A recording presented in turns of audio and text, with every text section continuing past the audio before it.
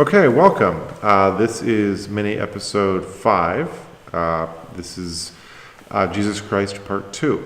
So in the last episode I talked a little bit about how Jesus Christ is God, that I believe that he is the Word made flesh, and that I think that's important. And now I will move a little bit more to talk about what it means that he is human. So if you remember episode 3, we talked a little bit about sin and that we have corrupted natures. We have the true human nature, but it is not quite what it ought to be. As a result of our sinfulness, we're not quite what we should be. And Jesus isn't that. He is, in fact, what he should be. So one of the things I believe that I think is important that people don't always get is that he has the true and full and good human nature. And we have it, but we have it in some way partially. It's in some way infected by original sin, and our wills are not quite what they should be.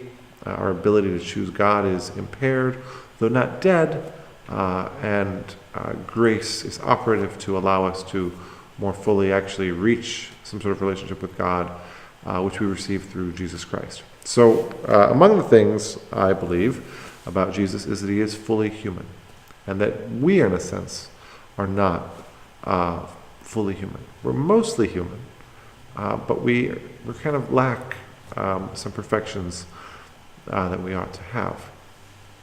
So that's a big part of what it is that I believe about Jesus Christ. Now, I understand that many different people have different ways of talking and thinking about their own relationships to Christ, and I think that's good and fine. I don't think we all have to have exactly the same relationship with him or the way of understanding him. I think for some people, particularly some devout Protestant Christians and some devout Catholic Christians, they will speak of having a personal relationship with Jesus Christ as being the center of their lives and wanting others to have that as well. And honestly, I can't discourage that. I think that would be wonderful.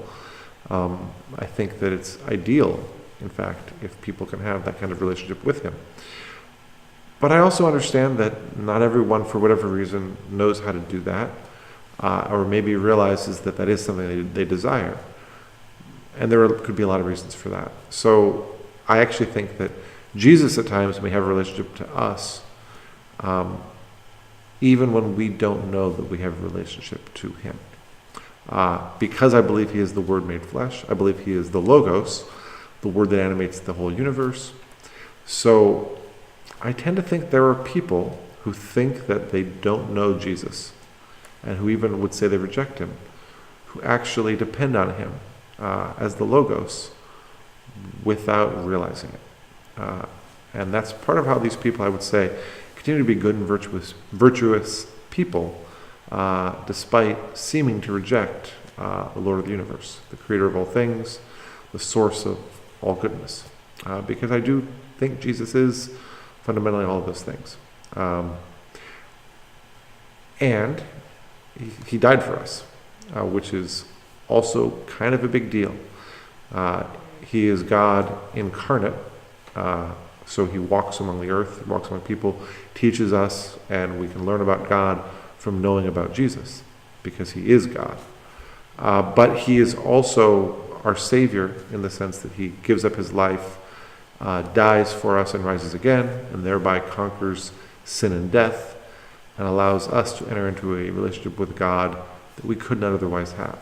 There are different ways you can talk about what it is he does, and I think they're all metaphorical for the fact that he, on some level, enters into the very depth of the darkness. He, in a sense, pushes out as far as one can, not away from God, but to pushes himself toward those who have pulled away from God as far as it can go, and invites everyone back into a relationship with God.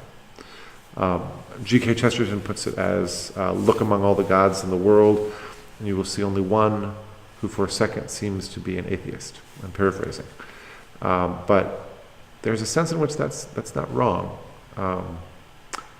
because he does, in his life and death, enter into a kind of mystery that we don't really get when we're here, because none of us yet have died fully.